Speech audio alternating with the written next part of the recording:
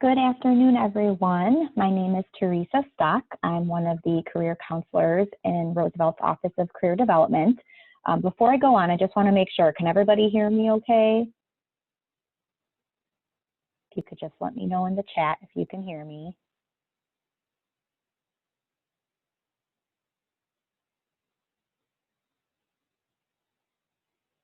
I got one yes. Hopefully everyone else can hear me too. Yes, all right. All right, great. Well, we are here today to present our virtual career fair prep workshop. I am here along with fellow career counselor Kristen Swim. So we're going to be going over some general career fair tips today, as well as talking about some tips that are a little bit more specific to a virtual career fair. And we're also going to be talking about specifically the virtual career fair that Roosevelt is hosting on June 25th. So we'll be talking about some of the logistics around that and how that's all going to work. I believe we will also have Erin Kennedy, who's one of our associate directors, joining us to answer any questions that might come up about the fair as well. So let's go ahead and get started.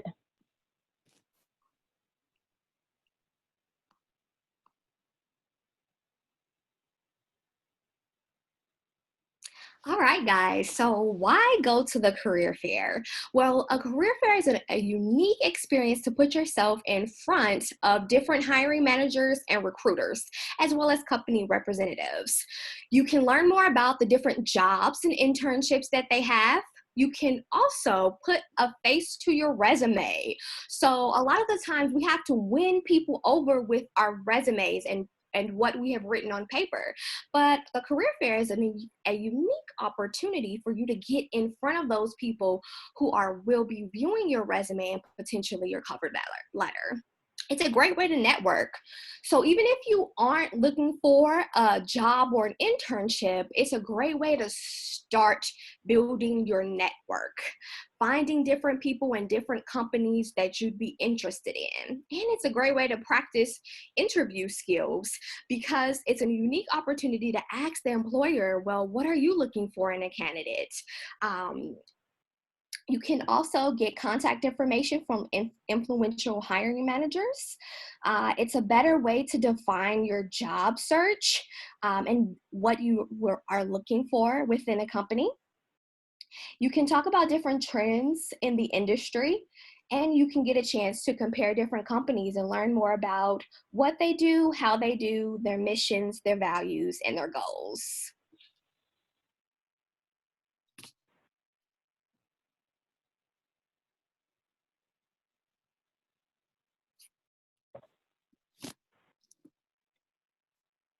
Okay, so are you ready to present you? You're going to have a limited amount of time, and we'll talk about this a little bit more when we talk more about the specifics behind how the virtual fair is going to work. But you're going to have about a 10-minute window to present yourself to the employer that you sign up to speak with. So you really want to make sure that you go in prepared and that you know how to present yourself in the best light possible to the employer. So it's going to be really important for you to know your strengths and weaknesses if you are asked about them. Your strengths, you want to make sure that you're able to illustrate with specific examples. So if, for example, if you say that communication is a strength of yours, you don't want to just say that it's a strength, but you want to be able to give the employer specific examples that illustrate that strength to them. Also a weakness, you want to think about your weaknesses honestly, and think about it more in terms of a skill that maybe you're not as strong in. That's how you want to talk about your weaknesses to an employer, and then also talk about what you're doing or what you've done or what you plan to do to get better in that skill area. That way you're showing the employer that you are proactive and taking some initiative to get better with that specific skill. So you want to make sure that you're able to articulate both your strengths and weaknesses to an employer when you're speaking with them. You definitely want to make sure that you're able to communicate what you want to the employer. So you want to be prepared to talk about the type of job that you're looking for now, or maybe the internship that you're looking for now. And you also want to talk about, if you are a current student, the career that you're looking for or that you want after graduation. So again, you really want to put some thought into those different things, thinking about maybe short and long-term goals. What do you want now? What are you looking for now? And how is that all going to lead to or help prepare you for what you eventually want after you graduate? You also want to be able to let them know if you are ready to work. Is this like, are you looking for an internship to start as soon as possible? Are you looking more for the fall semester, the spring semester? How many hours a week are you able to work realistically if you are still in school? Can you get there? Do you have reliable transportation? Asking questions too, now that we're in the middle of the pandemic, about work from home policies and how the company is handling that. That's certainly something that you can bring up and discuss with the employer as well. Something that's a little bit different that you have to think about with the virtual fair versus an in-person fair is that you're either going to be speaking with the employer over webcam or over the phone. So are you in a place with no background noise? Are you going to be doing this at home where maybe you have other people who are going to be making noise, or pets or dogs barking? I know that's certainly something I have to worry about in my house. So you really want to make sure when you are speaking with an employer that you are in a place where you don't have a lot of background noise going on that's going to be distracting for both you and the employer. You want to make sure, if possible, that you have a stable internet connection. So go in a room where you know the connection is going to be a little bit stronger. Also making sure that your microphone and your speakers work if you are going to be doing it over the computer versus doing it over your phone. So again, those are all things that you want to think about when talking with the employer virtually, that you wouldn't necessarily have to worry or think about if you were at an in-person career fair. You want to make sure that you have prepared your resume and that you've gotten it reviewed. So you definitely can contact Career Development. You can give us a call or email us if you'd like your resume reviewed. But you can also upload your resume to Career Central just to make sure you get some professional eyes on your resume. A couple tips just right off the bat is to make sure that your resume is one page, especially at a career fair. Unless you have 10 to 15 years of experience within your industry, make sure that your resume is one page. Or if you are getting your master's, it can also be 2 pages. But you want it to be concise, especially for the career fair. Also, there's no need to have a cover letter at a career fair. I get asked that question a lot, like, Kristen, should I prepare a general cover letter? There's no need for that, especially because, like Teresa talked about, you're going to have a 10-minute window.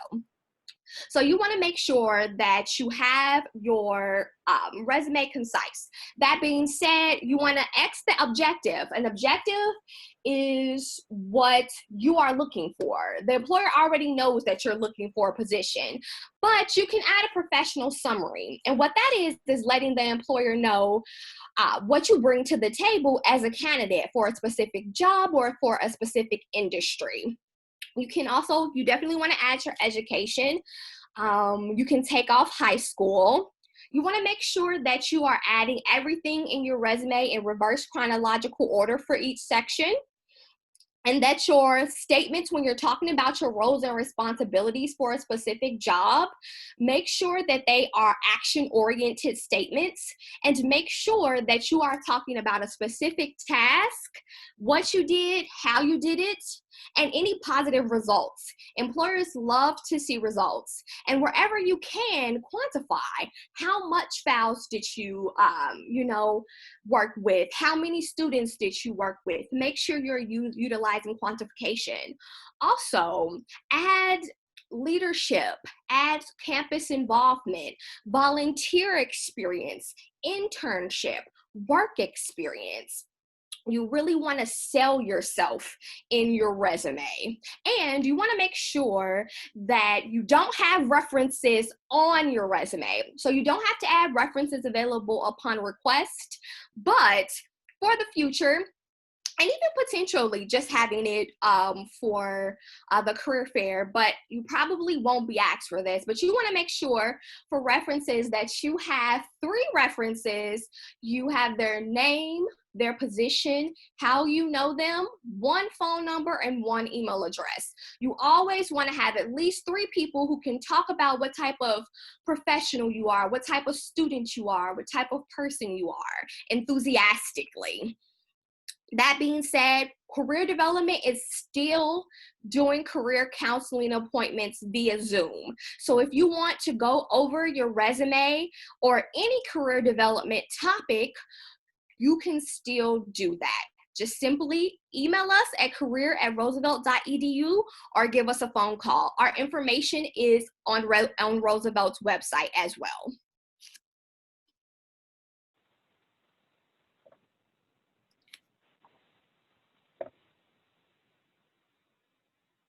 All right, another thing that you're going to want to make sure that you are able to do when talking with the employer during the virtual fair is be ready to give your elevator pitch. Has anybody heard of an elevator pitch before? Are you kind of familiar with that? You can just type in the chat if you've heard of an elevator pitch before, or if you know what that is.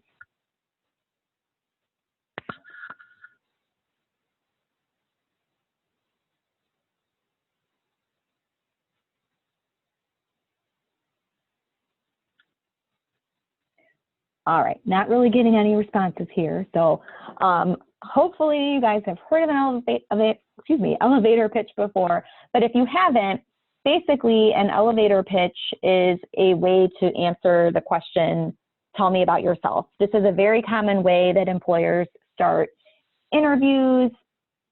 It's also a very common way that an employer would start a conversation with you if they were to meet you at a career fair, and that's going to be whether it's in person or it's virtually. So when an employer asks you to tell them about yourself, basically you want to really think about yourself in terms of who you are as a professional. So you don't want to be talking about things like how old you are, or you're married, or how many kids you have, or your interests, hobbies, and those sorts of things. But you want to think about it more in terms of your education, your experience, whether that's work, internship, volunteer experience, different skills that you have, the different things that you're going to bring to the table. That's how you want to think about yourself as a professional when you are presenting yourself to an employer. It is something that should be relatively short. It's not meant to be your life story, so you're not going to be going on and on and on for 5 or 10 minutes explaining it. The reason we call it an elevator pitch is that it's something that you should be able to say to somebody if you were riding an elevator with them. So you don't have a ton of time, but you want to make sure that you're able to give just kind of enough information to really introduce yourself and really let them know who you are as a professional. If you're kind of having a hard time organizing your thoughts, maybe you know kind of what you want to say, but you're not really sure how to say it, I often recommend thinking about how you would give your elevator pitch or answer the question to tell me about yourself in terms of past, present, and future. You can give a little bit of background information about yourself, talk about how that's led you to where you are now, and then combine all of that and talk about how that's led you to what you're looking to do in the future. So whether it's the specific job that you're discussing with the employer, or just wanting to work for that company or wanting to work in that industry, think about your answer in terms of past, present, and future, so the employer can kind of make those connections as to why you're really interested in working for them, or why you're interested in working in that industry.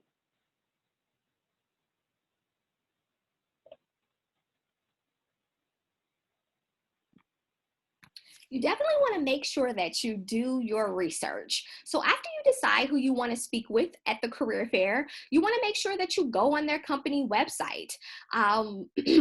What are some current job or internship openings that they might have? And don't just look at the job title. Go ahead and click on the job and see what they're looking for. What are those roles and responsibilities for that specific job? What skill sets are they looking for? This is a great way, especially if it's within your industry, to help you understand what people are looking for. So maybe there's a computer skill that you need to brush up on. Maybe you know Excel, but you don't really know Excel, or you haven't utilized it. There's so many different things that you can do with it. So maybe you want to take a class, or you want to research that a little bit more on YouTube so you can kind of teach yourself. You want to make sure that you're looking at the company culture as much as possible.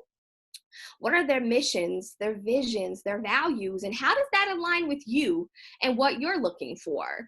I feel like sometimes people, especially when you're just graduating, you're just looking for a position to help boost you up, which is important. But you also want to make sure that you work for a company that missions and value align with your own personal and professional missions and values, because that's when the company culture will be a perfect fit for you. And sometimes, honestly, it's hard to find those positions when you first come out of college. Sometimes you do just have to get your feet wet in your industry, but these are things that you should be looking for as you progress throughout your career. You also want to look for in the About Us section. So what are they doing? How are they doing it? I also like to do a general Google search to see what are they doing in the news. Do they have any newspaper articles? Is there anyone who has had an interview within the company? Any hot topics or trends going on within the company? Employers love to hear when students are able to talk about trends and things that are happening directly with their company. That lets them know that you are seriously interested in their company and their position, and it lets them know that they're not wasting their time. So those are some. Another thing I like to do is to add structure to my search. So if you're researching multiple companies, it can get a little daunting. So I like to utilize a notebook or a Word document or an Excel spreadsheet and add the company, add some of those takeaways that I got from it, and add it in a nice way so I can come back to it, especially when you're going to a career fair. So you can come back to it quickly before you're talking to the employer, review your notes, and so you can have your talking points, and so you won't get mixed up with the different companies, because you're going to be learning a lot of different information. That's a great way to start your job search too. And if you want to learn more about that and how to kind of put some structure to your job search, please make sure that you make a career counseling appointment with us.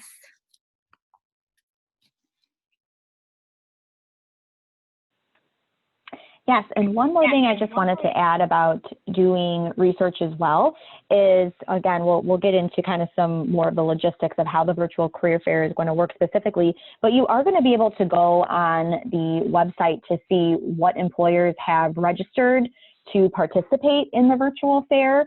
So research is going to be happening then as well, not just after you sign up to speak with an employer, but also if there's a company that maybe you see on that list that you've never heard of before, don't just say, oh, I've never heard of this company. It's not worth my time. I don't want to talk to them. If you've never heard of them before, or maybe you've heard of them, but you're not really 100% sure what that company does, then make sure you do some of that initial research. And you never know, when you take a look at their website, or you look at maybe their social media pages or LinkedIn information, you might decide that, hey, this is an employer that doesn't look so bad to me. Maybe I do want to sign up to speak with them as well. So make sure that you're doing that research ahead of time too, even when you're deciding which employers you do want to sign up to speak with.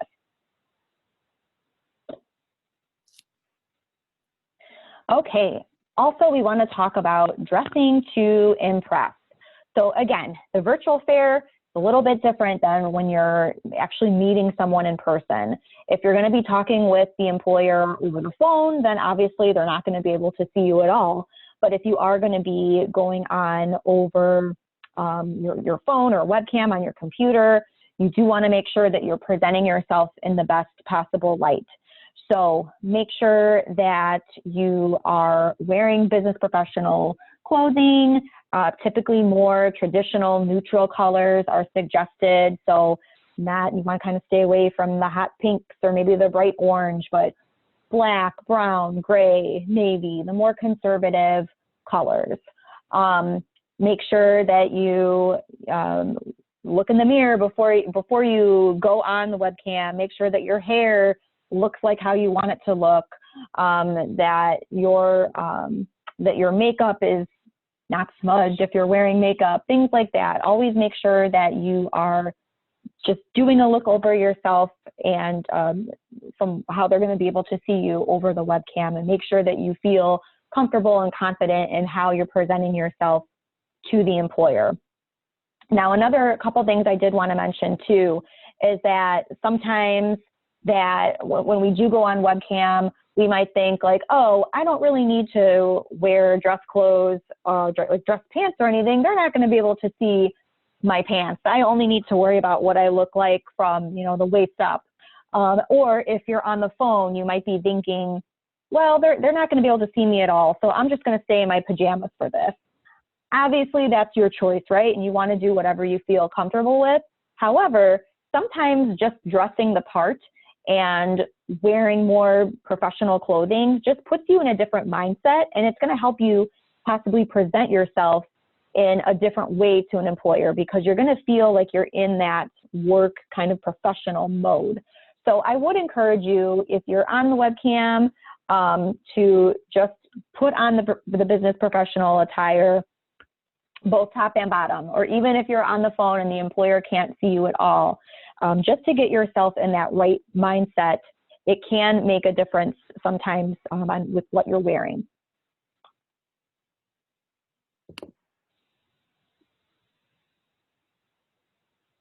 Okay, so for Roosevelt's first virtual career fair, we will be utilizing the platform Career Fair Plus.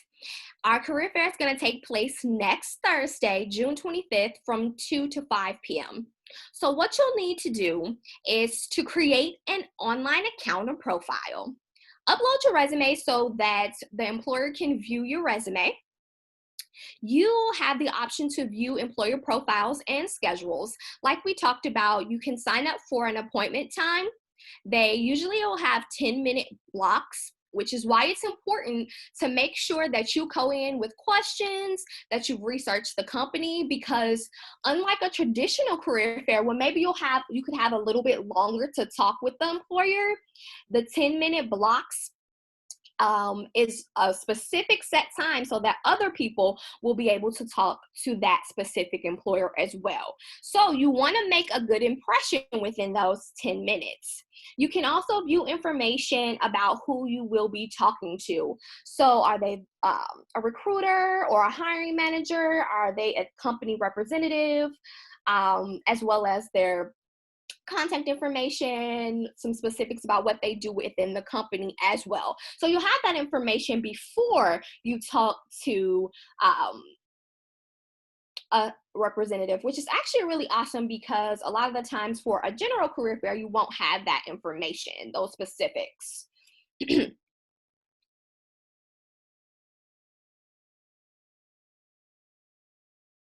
All right, so when it's time to meet with the employer, after you create your appointment, you will see how you can get in touch with that employer. So through Career Fair Plus, there's two different options. There's a video chat or an audio. So a lot of employers will decide to do just video chat, or they'll decide just audio. So you can see which one the employer has decided to utilize before the appointment so that you can be ready, just like Teresa talked about. So if you're doing a video chat, you want to make sure that you're still dressing to impress, right? Because they can see you. Make sure that your hair is done well. If you're doing audio, you can be a little bit more relaxed. Prior to the appointment, you can view what you look like. So if you're doing video chat, you can see what you look like. And then when it's your appointment time on the platform, you'll be able to knock to be admitted into the chat with an employer. So if an employer is wrapping up a conversation with another student, then they might say, oh, you can join in 2 minutes or so, but you still will have your 10-minute time slot. So you don't have to worry about that.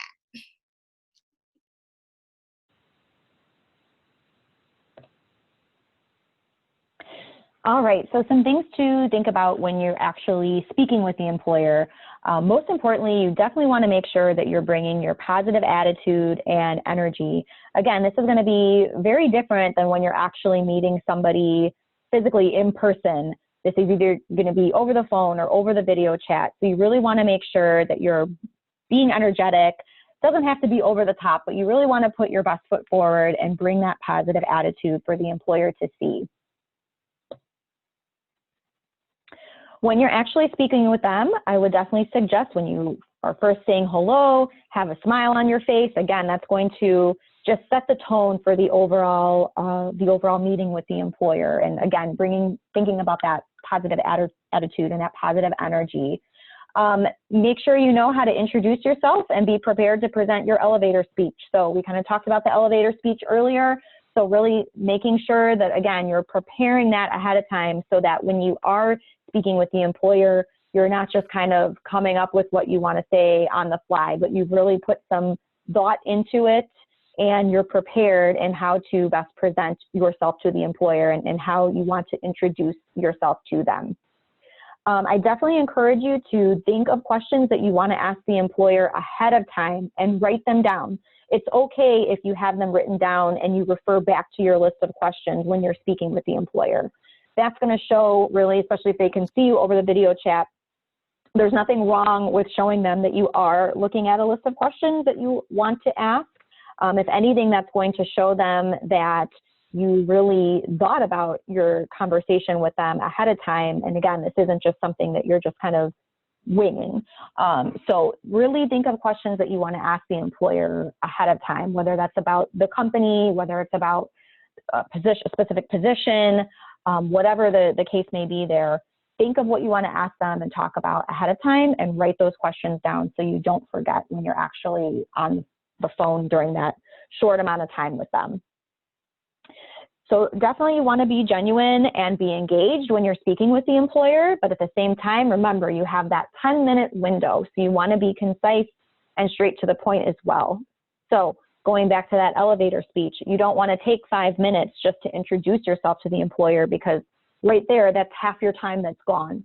So you really want to make sure that you are having that genuine conversation with the employer, but make sure when you're giving your answers or asking your questions that you are being concise and straight to the point as well so that you are being sensitive to the time. I definitely encourage you to take notes as well, especially if you're going to be speaking with multiple employers that day. It can be a little bit difficult to remember who said what from what company about what job. So definitely as you're speaking with the employer, jot down some notes that's going to help you remember your conversation and what you talked about with them as you're talking to them. A few things that you definitely don't want to do. You don't want to ask the employer about salary. This is just kind of a general rule of thumb, whether you're speaking with the employer at a career fair or whether you're speaking with them at a job interview. You never want to ask about salary, time off, benefits, unless the employer brings that up to you first. So definitely would not encourage you to ask about the salary when you're only meeting with the employer within a 10-minute window. Again, making sure that you're cognizant of the environment that you're in. So really try to make sure as much as you can that you're not in a loud environment when you're speaking with the employer. So again, thinking about that background noise and what else is going on in your house or wherever you might be as you're speaking with the employer. And definitely don't go in unprepared. You don't want to ask when you're meeting with the employer a question like, so what does your company do?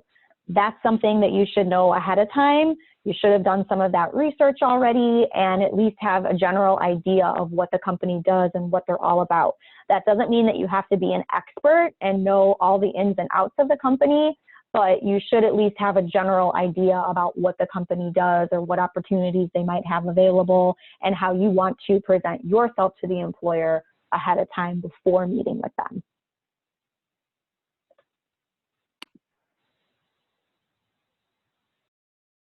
It's also important to thank the employer. After you speak with them, you want to thank them for their time and their consideration, get their contact information. You can ask them about a hiring time frame if you guys have discussed specific jobs or specific internships. and obtain instructions on how to apply. You really want to make the conversation that you have with the employer a genuine conversation. So something that I've heard a hiring manager say one time that stuck out to me is that they're talking to multiple people back to back at a career fair, whether it be virtual or in person. And a lot of the time, students don't even come up and say, hello, how are you doing? How's your day going? Giving those simple greetings and thanking them is super important, and that helps you stand out to the employer. Being nice and being thoughtful can help you stand out to an employer. So you want to make sure that you thank the employer afterwards as well and do a little follow-up.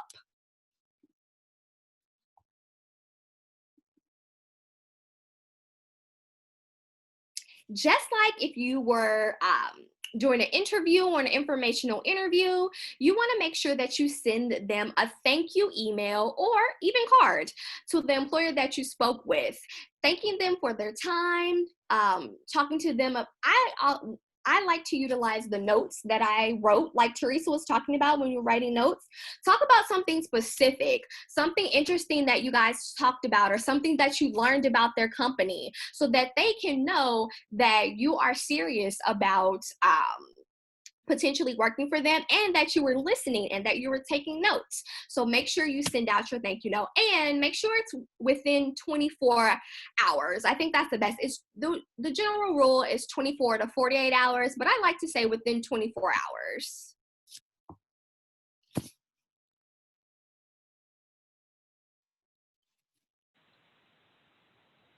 All right, everyone, that is all the information that we wanted to present to you today, but we do want to give you the opportunity to ask any questions that you might have as well. So if you do have questions, please feel free to type those in the chat and we will be happy to answer those for you.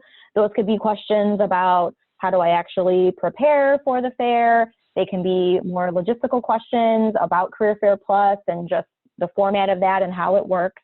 So please feel free to type any questions that you might have into the chat. Remember, our virtual fair is going to be next Thursday, June 25th from 2 to 5 p.m.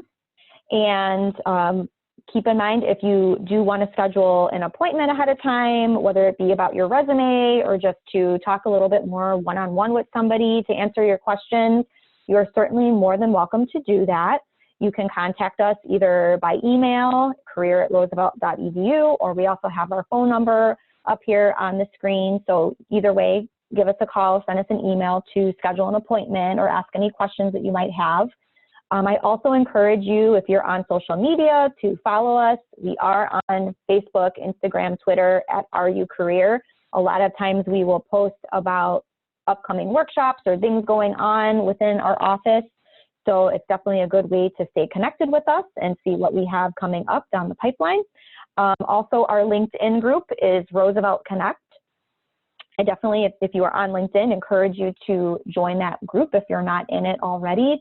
That group is available for current students, alumni, staff, faculty, our employer partners, just as another networking tool for you to utilize. So if you are on LinkedIn, once again, definitely encourage you to join our group.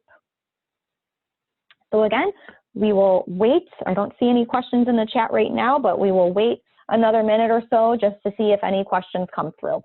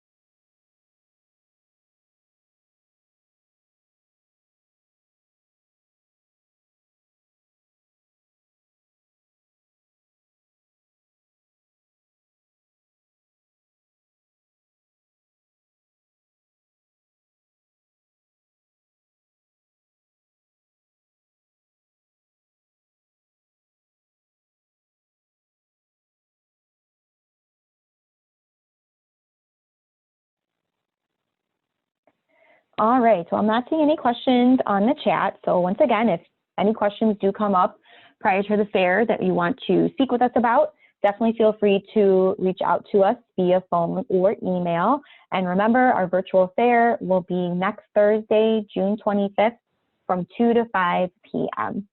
So thanks everyone for joining us, and we'll talk to you soon.